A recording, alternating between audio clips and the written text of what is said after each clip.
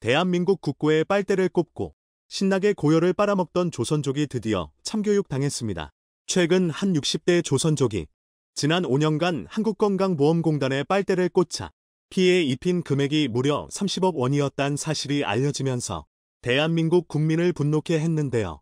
무엇보다 외국인 건보료 지급 상위 10명 중 8명이 중국인이며 이들이 작년 지급받은 급여 총액이 2조 5천억 원이라는 통계까지 알려지면서 한마디로 해먹어도 너무 해먹었다는 비난이 폭발했습니다. 그런데 조선족들의 의료보험 먹튀가 드디어 막을 내리게 되었습니다.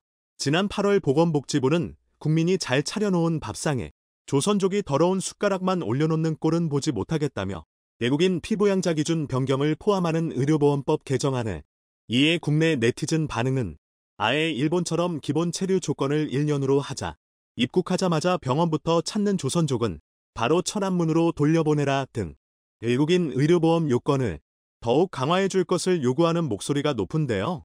반대로 관린 조선족이 적은 것으로 의심되는 저주에 가까운 글들이 관련 뉴스 댓글란과 길림성 커뮤니티 등을 중심으로 폭주 중입니다. 조선족들이 이렇게 화가 난 이유는 보건복지부의 이번 계획이 넙뒤 논란을 일삼던 조선족들에게 내리는 사실상의 철퇴이며 타인의 의료보험증으로 병원 다니던 불법 체류자들에겐 사형 선고나 마찬가지이기 때문입니다. 하지만 이런 아우성에도 한국은 아랑곳하지 않고 의료보험법 개정안을 감행하고 있는데요. 한국건강보험에 가입한 조선족들이 평균적으로 4명, 많다 싶으면 7명에서 10명까지 피부양자를 등록하곤 했던 걸 생각해보면 아주 당연한 수순입니다. 오늘 이슈거리는 그동안 꿀 빨던 조선족들의 행태를 살펴보고 세계 최고의 사회보장제도로 칭송받는 한국미료보험 개편안을 두고 조선족이 왜 이토록 분노하는지 그 미유를 자세히 말아보도록 하겠습니다. 지방 A 종합병원 근처 약국은 아침부터 조선족들이 입구 밖까지 긴 줄을 섰는데요. 이들은 무리를 지어 기다리다가 40대 보호자 B씨가 이름을 부르면 만으로 들어가 약을 타갑니다. 가장 흔한 병명은 간염으로 한 알에 30만 원짜리 알약을 한 달치씩 타가는데요. 이들이 한 번에 지불하는 약값만 700만 원에 이릅니다. 약봉투를 전해주려던 약사는 700만 원어치 물건을 사는데 서비스 없냐며 투덜대는 보호자 B씨의 얼굴을 보자 며칠 전 약을 몇 알 덜 줬다며 시비 걸던 조선족 브로커의 얼굴이 떠올라 B씨의 눈앞에서 알약을 하나씩 세줍니다. 이 같은 병원 진료나 고가의 약을 처방받을 목적으로 계획 임국한 조선족 때문에 한국 의료보험 체계의 근간이 흔들리고 있습니다. 보건복지부가 지난 19일 공개한 대통령 업무보고 문건에 따르면 앞으로 개편될 외국인 의료보험은 가임자와 피부양자 모두 한국에서 6개월 이상 거주해야 혜택을 주는 방향으로 개정된다고 하는데요. 이유는 한국에 단기간 체류한 뒤 고맥 진료를 받고 길림성으로 돌아가 버리는 넙뒤 사례들이 끊이질 않기 때문입니다. 또한 건강보험 남용과 불법을 방지하기 위해 외국인 의료보험 가임을 위해 제출하는 서류 검증 절차를 강화하고 건강보험증 대여 등의 범죄에 대한 처벌 기준을 지명형으로 하며 보험료 체납에 대한 불이익 내용을 담는 등 이 기사를 접한 조선족들은 분노조절 장매를 일으키며 온갖 악다구니를 퍼부어 댓글창을 엉망으로 만들었습니다. 사실 10여 년 전만 해도 병원에 가면 일일이 건강보험증을 확인하는 등 본인 확인 절차가 까다로웠는데요. 최근 들어 그런 확인 과정이 느슨해졌습니다. 이것은 카페나 터미널 같은 공공장소에서 핸드폰을 두고 자리를 비워도 물건이 사라지는 일이 없는 한국. 남의 물건엔 손을 대지 않는다는 상식이 통하는 대한민국에선 너무나 당면한 일이었기 때문입니다. 그런데 누가 이런 거로 사람을 속이겠어 하는 방심이 조선족의 범죄 심리를 자극했습니다. 실제로 불법 체류자나 건강보험 비대상자가 병원 진료를 받거나 약을 타는 등 악용 사례가 많아졌고 심지어 얼굴도 모르는 타인의 주민등록번호로 진료를 받는 일까지 심심치 않게 등장한 것인데요. 이러한 조선족들의 의료보험 약탈 행위가 일반인들에게 알려진 것은 2015년 국정감사 때부터입니다. 당시 30만 원의 보험료만 내고 2억 5천만 원 보험 혜택을 받은 중국인 때문에 보험공단 사장이 감사장에 불려 나왔는데요. 간염이나 결핵 등 진료비가 비싸거나 치료가 어려운 질병에 걸린 조선족들은 5천만 원에서 1억 원에 가까운 보험 혜택을 얻기 위해 한국에 입국한 것입니다. 당시 여론은 외국인 의료보험 자체를 없애버리자는 의견까지 나왔을 만큼 험악해졌는데요. 하지만 모렴치한 조선족을 막기 위해 국가 차원의 대비책을 세웠지만 이들의 종족 특성인 범죄 생존력은 규제를 피해 진화했고 오늘날 의료보험 부정수급을 돕는 신종 브로커까지 개입하는 상황에 이르렀습니다. 그런데 이 같은 문제의 원인이 중국과 조선족이 갖고 있는 도덕관념 때문이라는 분석이 많습니다. 이는 한국의 과거 사례를 보면 알 수 있는데요. 과거 대한민국도 개발도상국이던 시절이 있었으며 해외로 파견되었던 한국 국민은 해외 의료보험의 혜택을 많이 받았습니다.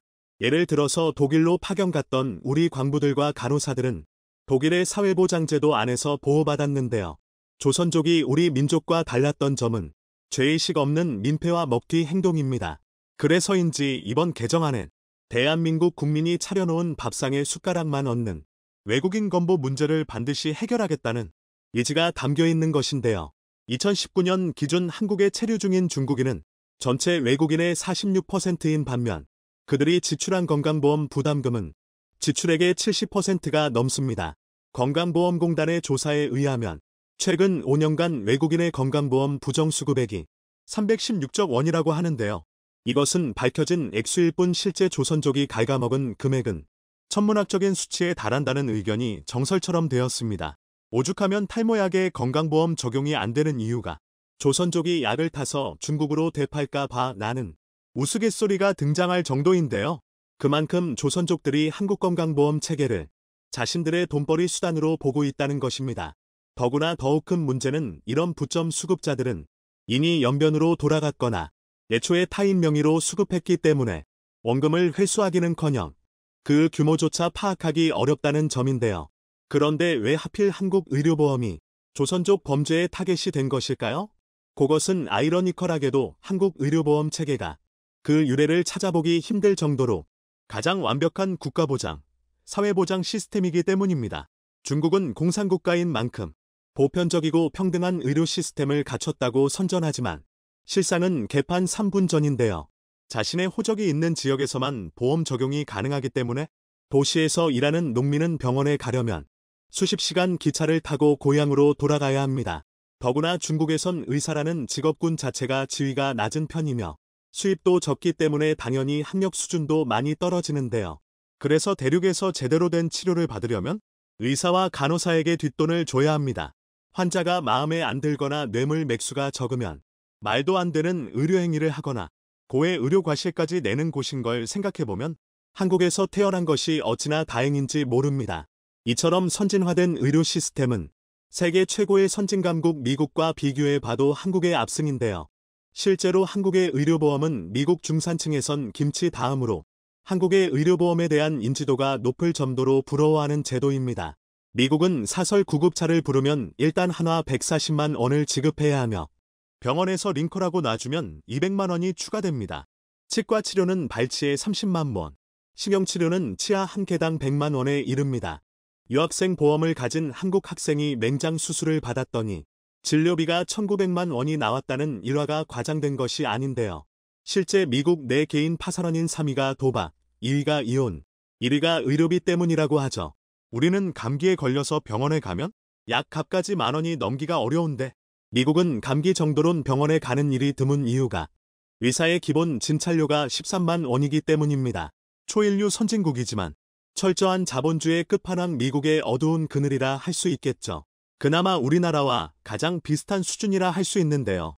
한국처럼 국민건강보험 체계가 잡혀 있어 대부분 큰 걱정 없이 치료할 수 있으며 심지어 유학생 등 장기 체류 외국인에게도 보험증을 쉽게 내주는 편이라 외국인들 이용도 쉬운 편입니다.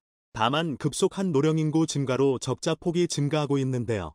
최근 일본에선 교통과 전기 등 많은 사회 분야에서 민영화가 이뤄져 사회 문제가 심각한 상황입니다. 우리는 일본의 실패를 거울 삼아 조선족 부정수급과 같은 적자 원인을 제거해야 한다는 이야기가 많은데요. 한편 흔히 혜택만 떼먹는 얌체적인 사람을 체리피커라고 부릅니다. 이는 케이크는 먹지 않으면서 케이크 위에 올려져 있는 체리만 쏙 빼내 먹는 얌체짓을 뜻하는 표현인데요. 치료 목적으로 입국한 조선족이 건강보험만 쏙 빼먹고 튀어버리는 케이스와 일맥상통한다고 볼 수 있습니다. 가볍게 표현했지만 이는 아주 심각한 범죄 행위입니다. 일례로 난치성 질병에 걸린 중국인 B씨는 국내에 6개월간 체류하며 300만 원의 보험료를 납입하고 3년간의 치료를 받으면 8억 원의 진료비 중 7억 5천만 원을 건강보험공단에서 지원을 받게 되는데요. 이런 행위는 뼈 빠지게 일해받는 팍팍한 월급으로 매년 오르는 의료보험료를 부담하고 있는 보통 한국인들의 양심과 삼식을 붕괴시키는 테러입니다. 이뿐만이 아닙니다. 중국인 C씨는 혈우병을 앓는 마들이 중국에서 치료가 어려워지자 한국에 입국하여 지역세대주로 건강보험에 가입했고 이어 아들이 입국하여 치료받기 시작했는데요. 3년간 병원비는 3억 7,500만 원이고 이중 건강보험에서 3억 2,700만 원을 부담했는데 이마저도 본인 부담 초과액이라며 1,800만 원을 돌려줬습니다. 이들 조선족 가족은 260만 원을 내고 3년간 치료를 받고 그들의 고향 중국으로 돌아갔습니다. 우리 건강보험 재정은 2024년 누적 적립금이 고갈되고 2027년부턴 누적자가 16조를 넘어 빛으로 빛을 막는 운명을 할 것으로 추산되고 있습니다. 그럼에도 불구하고 대한민국은 외국인 의료보험 체제를 계속 유지해야 하는데요. 이는 인도적 차원은 물론 외국에 체류하는 한국인이 그 나라의 사회보장 혜택을 받지 못하는 부작용이 생길 수 있기 때문입니다. 한국이 세계 모든 선진국이 칭송하는 우리의 의료보험을 지키고 건전하고 양심적인 건강보험 가입자들을 보호하기 위해 강력한 제도 장치를 만들길 바랍니다. 빨리 류현진과 한식당에 가서 한국식 바비큐를 먹을 날만 기다리고 있습니다. 지난해 트레이드를 통해 토론토 블루제이스 유니폼을 입게 된 우한 로스 스트리플링이 현지 매체 캐나다 스포츠넷과의 인터뷰에서 팀에 가는 소감을 묻는 말의 한 대답인데요. 스트리플링은 나 다저스에서 류현진과 친해졌고 이적을 할 때 다시 류현진을 만나면 꼭 다시 같이 한국식 바비큐를 먹으러 다니고 싶다고 전한 것이죠. 심지어 일본 선수인 기쿠치 요세이마저도 토론토 입단을 앞두고 현지 매체와의 인터뷰에서 류현진 선수 이야기를 꺼내며 어제 오늘 류현진과 많은 대화를 나눴는데 류현진이 코리안 바비큐를 좋아한다고 말했다. 그가 토론토 시내의 좋은 식당들을 많이 안다고 해서 류현진과 같이 한국식 바비큐를 먹으러 가고 싶다. 라고 언급했는데요. 이두 선수뿐만이 아니라 많은 선수들이 류현진 선수하면 한국식 바비큐를 떠올린다고 합니다. 류현진 선수가 친한 동료들과의 식사에서 꼭 한식 바비큐를 추천하기 때문인데요.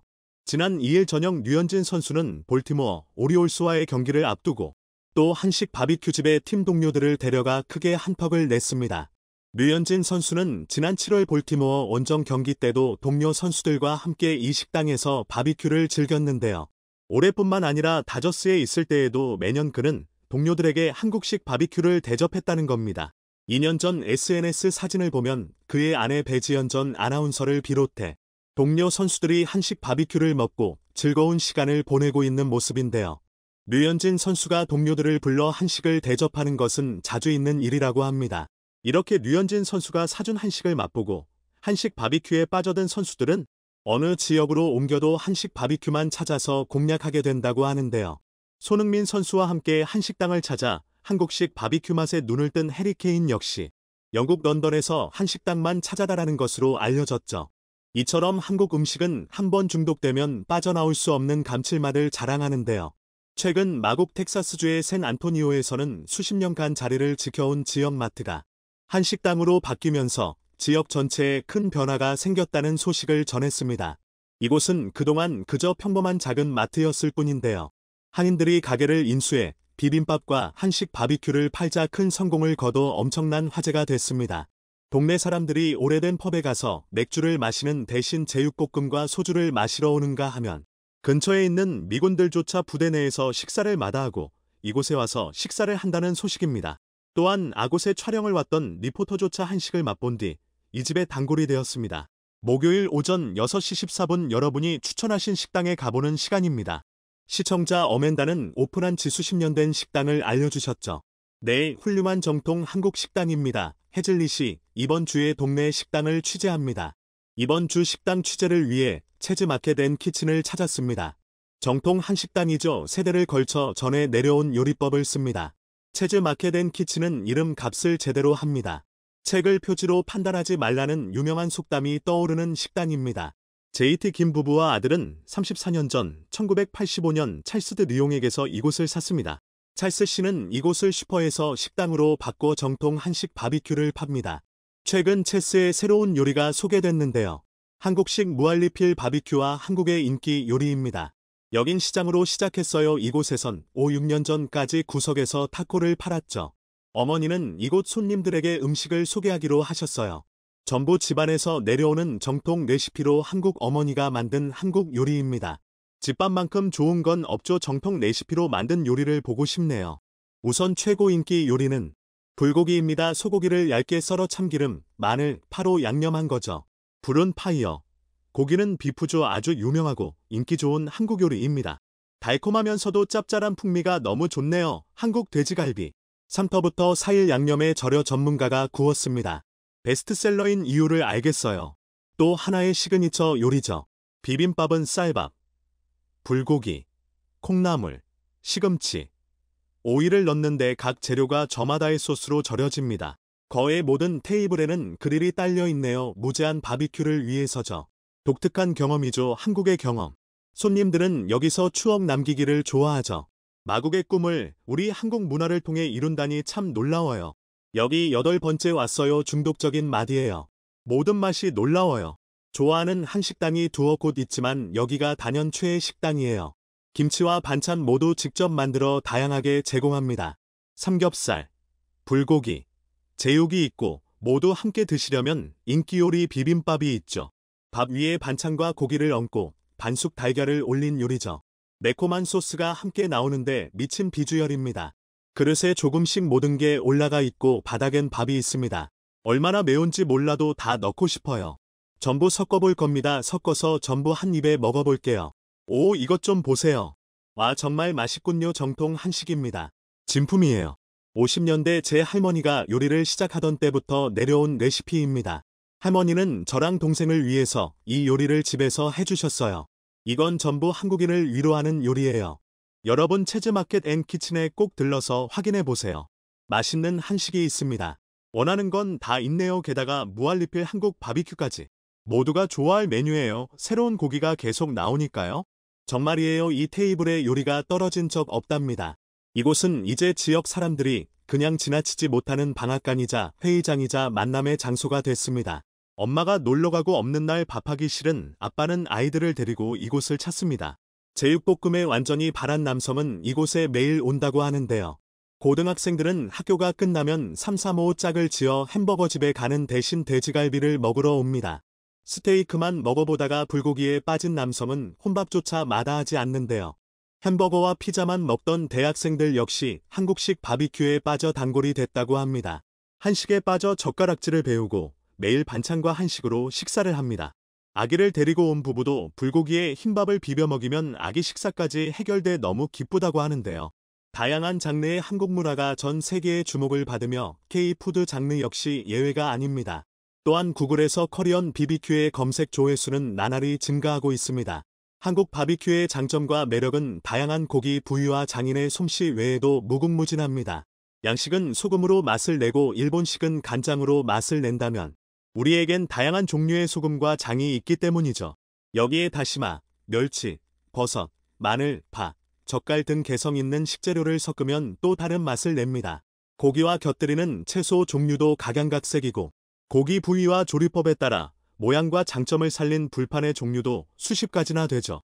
이 요소들만 잘 조합해도 한식만의 깊은 맛과 매력을 표현할 수 있는 음식은 무한대입니다. 이것만 보더라도 한국식 바비큐가 세계인의 입맛을 사로잡는 것은 당연하다는 생각이 듭니다. 독일이 방산 초강대국 재건을 하겠다며 난데없이 한국을 향해 칼을 빼들었습니다. 우크라이나 전쟁 개전 후 독일 정부는 특별방위기금 1,000억 유로를 편성. 재무장은 물론 방치되었던 방위 산업에 투자하고 있는데요. 많은 전문가가 이를 두고 한국과 같은 신흥 방산 강국을 견제하려는 조치로 여기고 있습니다. 최근 전차 생산 기업 KMW의 최고 경영자 랄프 케첼은 유럽이 한국의 K2 전차를 받아들인다면 유럽 방위 산업의 몰락을 가져올 것이다. 유럽이 단결하여 한국을 거부하자라며 한국 방위 산업에 대한 노골적인 경계심을 드러냈습니다. 여기에 한 발 더 나가 유럽의 일부 언론과 전문가들은 K방산의 수출 신화가 반짝 성공에 그칠 것이며 한국 방산마저도 독일이 주도하는 유럽 생태계로 다시 편입될 것이란 근거 없는 전망까지 내놓고 있습니다. 도대체 독일은 왜 이런 극단적인 방법까지 동원해 한국을 방해하는 것일까요? 그래서 준비했습니다. 오늘은 방위산업 몰락이 불러일으킨 독일의 한국 무기 선동전과 이에 대한 한국의 대처법, 수출 다변화에 대해 자세히 알아보겠습니다. 과거 방산 초강대국 독일의 추락이 예사롭지 않습니다. 가장 최근 10년 데이터만 살펴봐도 2013년부터 2017년까지 독일의 세계시장 점유율은 6.1%였습니다. 그것이 2022년엔 4%대까지 줄어들었는데요. 80, 90년대 정밀 가공산업의 탐티어였던 독일을 생각해보면 어이없을 정도의 하락세인 것입니다. 평화에 길든 안보 불감증 때문이었습니다. 미국의 국방력의 무임승차 중이었고 허울뿐인 나토군을 믿고 국방 예산을 감축했기에 오늘날의 결과를 가져온 것입니다. GDP 대비 국방 예산 비중은 1980년대 2.4%에서 2010년대 1.2%로 반감했고 레오파르트 2 전차의 생산 라인은 16분의 1로 축소시켰습니다. 그러나 이젠 상황이 180도 달라졌습니다. 전통적인 대림국 러시아의 팽창 정책이 가시화되었고 이에 대비하기 위한 폴란드와 북유럽 국가들의 군비 증강에 독일만 나 홀로 태평할 수는 없습니다. 더구나 세계적인 군사력 확장으로 무기 수요가 늘어나면서 이제 방산이 돈이 된다는 것을 누구보다 뼈저리게 느꼈기에 늦었지만 독일도 방위 산업 재건에 나선 것이죠. 특히 독일의 안방이라 할 수 있는 폴란드에서 한국이 체결한 30조 원급 규모의 방산 계약은 독일의 충격을 넘어 공포가 되었는데요. 독일 정부가 사활을 걸고 무리한 조건까지 내걸며 레오파르트 전차를 노르웨이에 수출한 것도 한국에 대한 독일 방위산업계의 위기감이 반영된 결과라 할 수 있겠습니다. 사실 한국은 2022년을 기점으로 새로운 방산 강국으로 떠올랐습니다. K2 흑표와 K9 자주포, FA50은 물론 KF21 보람에 최근 엄청난 주목을 받는 K9함까지 대한민국 무기체계에 대한 세계 시장의 평가와 관심은 날이 갈수록 높아지고 있는데요. 그들은 뛰어난 생산 능력과 성능, 그리고 기술 이전을 통한 효율적인 현지화 전략, 그리고 세계 시장 진출을 위한 강력한 의지 등을 대한민국 방위 산업의 강점으로 뽑고 있습니다. 그리고 준비된 자에게 기회가 찾아온 것이죠. 북한이라는 주적과 대치하면서 러시아와 중국, 일본이라는 초강대국과 인접한 안보 환경도 되돌아보니 대한민국을 단련하기 위한 좋은 시련이었습니다. 여기에 사계절이 뚜렷한 기후와 지형 조건으로 K방산의 경쟁력과 내구성, 가성비가 뛰어날 수밖에 없었고 지난 2022년 역대 최대의 수출액을 기록했습니다. 그리고 때마침 터진 우크라이나 전쟁은 전차와 미사일 무기에 특화된 대한민국 방산의 큰 전환점이 되었습니다. 미국과 중국은 대만을 둘러싸고 대립 중이었고 이스라엘 하마스 사태처럼 예상치 못했던 변수가 전쟁이라는 위기 상황을 만들어냈습니다. 이렇게 하루가 멀다 하고 급변하는 국제 정세가 대한민국 방위 산업 성장이 발판이 되었음은 부인하기 어려운데요. 전 세계는 국방 예산을 증액하는 추세이고 대한민국 방산엔 더할 나위 없는 기회였다는 것이죠. 그리고 이와 같은 대한민국 무기 산업의 성장은 이제 전통적인 방산 강국들을 위협할 정도가 되었습니다. 실제로 최근 레오파르트 전차의 생산을 담당하는 독일 KMW의 최고 경영자 랄프 케첼은 유럽이 단결에 대한민국 전차를 거부해야 한다는 취지의 발언을 내뱉어 방산 업계를 경악하게 만들었습니다. 그는 심지어 F-35의 사례를 예로 들며 K2 흑표를 받아들이기 시작하면 유럽 방위 산업이 불리해질 것이다 라고 주장했습니다. 여기에 전통적인 라이벌 프랑스까지 거짓 선동전에 끌어들이고 있습니다. 사실 프랑스는 독일, 영국과는 다르게 냉전 이후에도 일정 수준의 생산 설비를 세금으로 유지한 덕분에 현재까지 꾸준히 방위 산업의 강자로 군림할 수 있었습니다. 2013년경 7.1%였던 세계시장 점유율이 2022년엔 11%로 55%나 껑충 뛰어올랐는데요. 러시아가 미국의 경제 제재로 주춤하는 사이 그 틈을 파고들어 세계 2위의 방산 무기 수출국이 된 것이죠. 그러나 이런 프랑스에도 한국은 눈의 가시 같은 존재입니다. 안방처럼 여기던 유럽에서 한국이 대규모 무기 계약을 체결했기에 특별한 경계심을 가진 것인데요. 이는 그만큼 유럽 방산 시장에서 독일이 궁지에 내몰렸다는 방증이며 동시에 대한민국 무기체계의 글로벌 위상이 최정상 수준으로 높아졌다는 증거입니다. 아닌 게 아니라 대한민국은 유럽뿐만이 아니라 전 세계 방산 시장에서 그중 대표적인 게 바로 중동입니다. 최근 사우디와 카타르, UAE, 이집트 등에서 대한민국 무기 체계를 주목하고 있기 때문인데요. 이니 사우디아라비아 국방부 장관인 칼리드 빈 살만 알 사우드는 대한민국의 차세대 방산 협력을 위한 기술 협력과 공동 생산 등을 제안했고, 양국 간 무기 수출 계약이 막바지 단계에 접어들고 있습니다. 전문가들은 사우디아라비아가 K239 천무와 비공의 실전 배치 국가이기도 한 만큼 계약 체결 가능성을 상당히 크게 점치고 있습니다. 더군다나 사우디아라비아는 오랜 기간 예멘 후티 반군으로부터 공격을 받아왔습니다. 아직 많은 분이 기억하고 계시겠지만 2019년 국제유가 급등으로 이어졌던 사우디 국영 석유회사 아람코의 석유시설 피습 역시 예멘 반군이 자행한 드론 테러 때문이었는데요. 이들은 잠정 휴전이 체결된 이후에도 사우디를 향한 공격을 멈추지 않고 있습니다. 특히 예멘 반군들이 탄도미사일과 드론을 주요 공격 무기로 이용하고 있어 이를 요격하기 위한 요격미사일 수요가 지난 2022년 세계 1위 방산 수입국인 카타르와 UAE 역시 대한민국과의 방산 협력이 기대되는 국가입니다. 이중 카타르는 올해 포괄적 전략 동반자 관계로 격상돼 사우디아라비아와 함께 제2의 중동 특수를 이끌 국가로 거론되고 있으며, UAE는 K방산의 중동 진출 허브로 불릴 만큼 대한민국 방산의 우호적인 국가입니다. UAE 역시 과거 천공2와 K239 천무를 도입한 전력이 있는데요. 최근에는 T-50 고등 훈련기와 소형 무장헬기 AEH 등의 국산 공중 전력에 많은 관심을 나타내고 있습니다. 오죽하면 얼마 전에는 인도네시아가 미납 한 분담금을 대신 내고 KF-21 프로그램 참여하고 싶다는 의사를 밝혔다는 소문이 주인공이 되기도 했는데요. 방사청을 포함한 국가기관은 이런 지하에 뜬 소문에 불과하다며 일축했지만, 전문가, 업계 관계자들은 인도네시아와의 국제적 외교관계 악화를 우려한 이장 전술의 일종이라고 분석하고 있습니다. 즉 KF-21 블락 2의 개발 파트너가 확정될 때까지 알고도 모른 척, 맞아도 아닌 척 위장하고 있다는 해석입니다. 여기서 끝이 아닙니다. 중동의 또 다른 축인 이집트는 현재 구형 고등훈련기를 대체하기 위한 경전투기 사업을 진행 중으로 현재 FA-50과 이탈리아의 M346이 경쟁하고 있습니다. 하지만 이집트의 주력 기종이 F-16 시리즈인 점, M346의 최고 속도가 음속에 못 미치는 천음속 고등훈련기라는 점 등 수많은 이유 탓에 FA-50 선정이 유력한 상황입니다. 이처럼 중동 국가들이 대한민국 무기를 선호하고 대한민국을 국방협력 부문의 주요 파트너로 인식한 데는 여러 이유가 있습니다.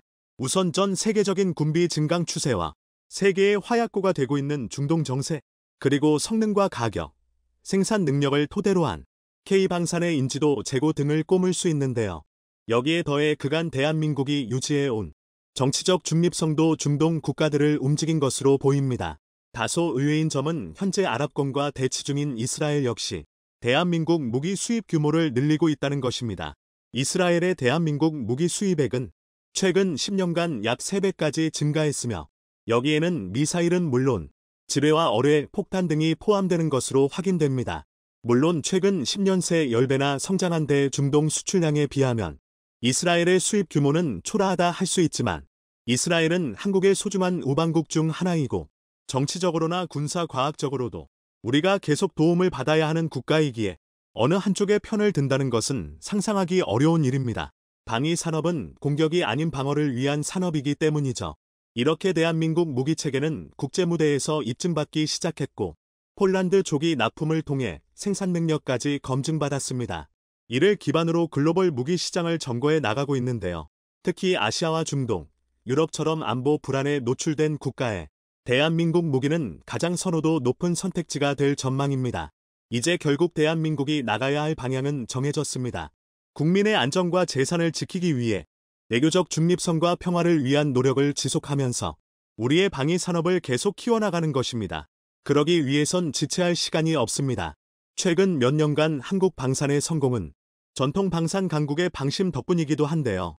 이제 독일과 프랑스 등이 방위 산업 재건을 위해 본격적으로 나서고 있는 만큼 한국에 대한 견제 움직임도 심해질 것입니다.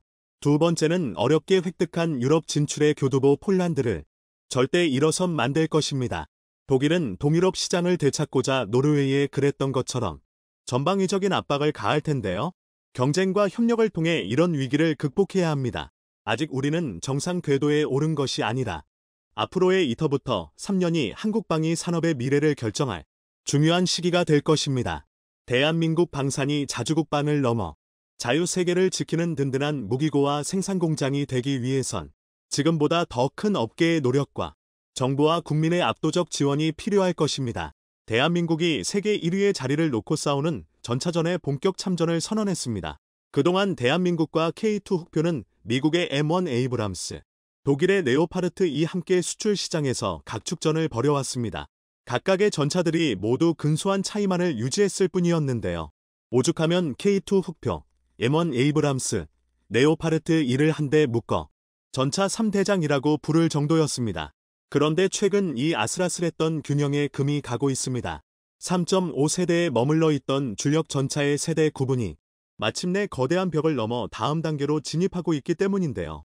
그리고 바로 여기에 대한민국의 차세대 전차 K3가 도전장을 던졌습니다. 그래서 준비했습니다. 오늘은 최근 등장한 K3 전차의 새로운 정보를 알려드리겠습니다. 대한민국의 차세대 전차로 구상 중인 K3가 새로운 설계를 공개했습니다.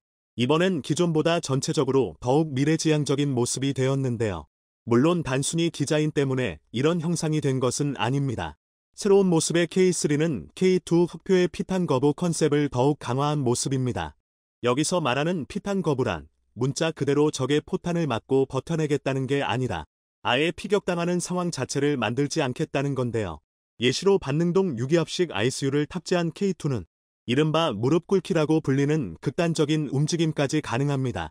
이 덕에 차체를 낮춰 골짜기나 구릉에 바짝 엎드리는 방식으로 적의 공격을 회피할 수 있고 반대로 언덕 위에 매복하는 방식으로 적을 요격할 수도 있습니다.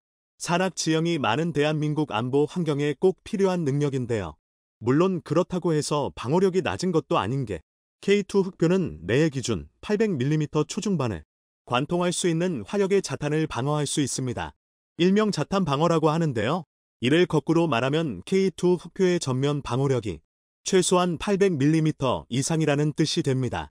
적의 포격을 맞지 않고 맞더라도 최대한 버텨내도록 설계된 데 바로 대한민국의 K2 흑표인데요. 이번에 새로이 공개된 K3는 여기서 한 발 더 나아가 스텔스 기능이 적용된 것으로 보입니다. 우선 가장 먼저 눈에 띄는 건 차체 정면과 측면, 포탑 측면의 벌집 모양 구조물인데요. 66mm 255 6연장 연막탄 발사기를 대체해 다영역 차장 연막탄 MSSG를 발하는 장치입니다.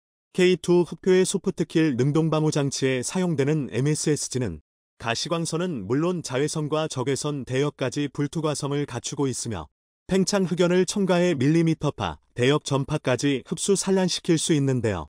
쉽게 말해 시각, 열 탐지 장비부터 레이더까지 모두 기만할 수 있다는 뜻입니다. 일종의 강력한 차단막인 셈인데요. 여기에 차체 측면에 달린 사이드 스커트 형식의 추가 장갑은 세라믹과 복합 소재 등을 이용한 모듈식 장갑 체계를 적용하는 한편 전차의 약점인 보기륜을 보호합니다. 그리고 가장 결정적으로 전체적인 스텔스 설계를 적용하였을 뿐만 아니라 스텔스 도료를 사용해 적의 레이더를 회피하고 피탄 거부 능력을 더욱 강화한 것으로 해석되는데요. 이를 위해 현세대 전차에서 오래 관찰할 수 있는 전면부의 조종수 해치를 없애고 아이언 비전 같은 증강현실 기술을 적용한 것으로 예상됩니다. 심지어 포신 역시 포구 직전까지 커버가 씌워져 있는 것으로 보아 레이더 전파를 흡수하는 스텔스 설계를 적용한 것으로 보이는데요.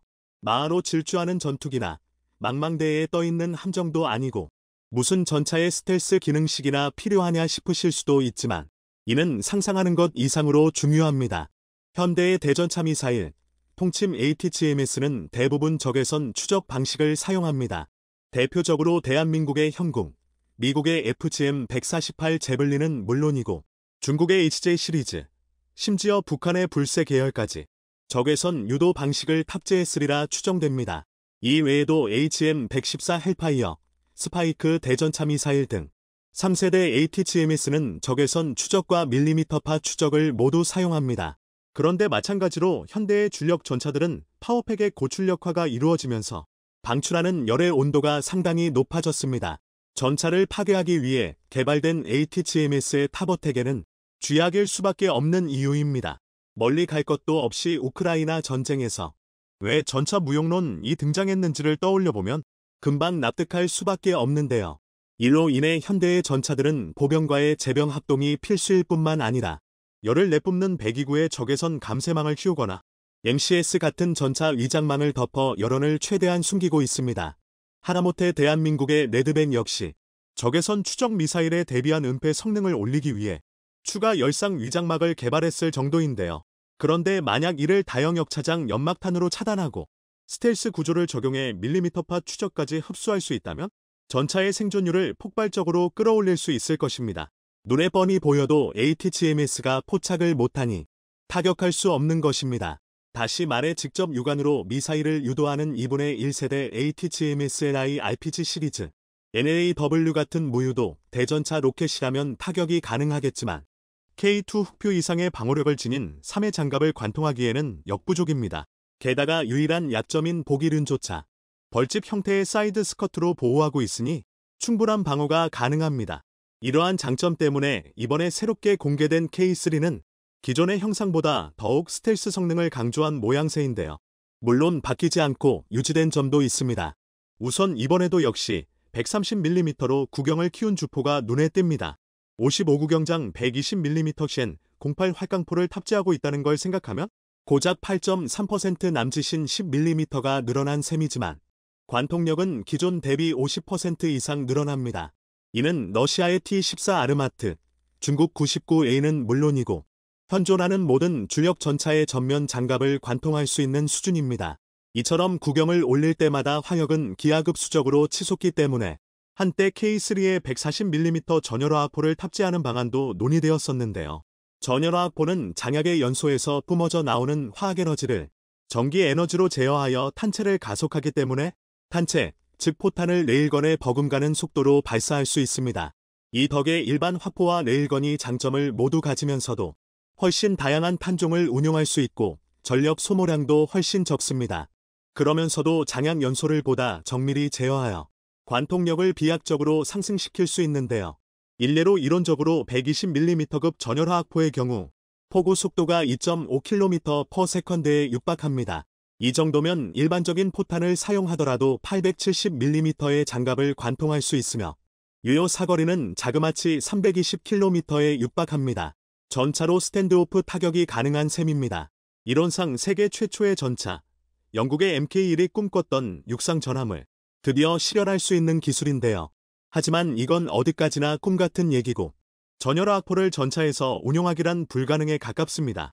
우선 작용-반작용의 원리에 따라 반동이 강해질 수밖에 없기 때문에 50톤부터 60톤 내외인 전차의 무게로 반동을 감당하기 어렵습니다. 하물며 K3의 경우 대한민국 지상 무기 체계의 전통적인 교리에 따라 자주도안을 염두에 둘 수밖에 없기 때문에 중량을 55톤 이상으로 올리기 어렵습니다.